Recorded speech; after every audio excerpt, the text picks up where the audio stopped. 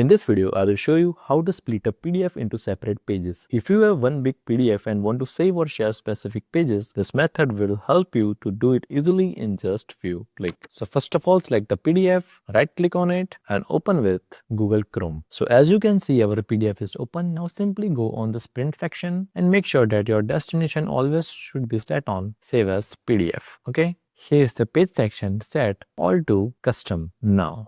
In this pages section, you can choose which pages you want to save. For example, if you only want one page, type 1. If you want pages 2 to 4, type 2 to 4. Okay, so let's do type 2-4 now. Once you have selected your pages, click on save and your selected pages will be saved as a new PDF file. So let's do simply click on save. Now give a name to your PDF file, whatever you want, and then click on save. And that's it, your PDF file has been successfully split into separate pages. Okay, I hope this video was helpful. Don't forget to like, share and subscribe for more easy tutorials.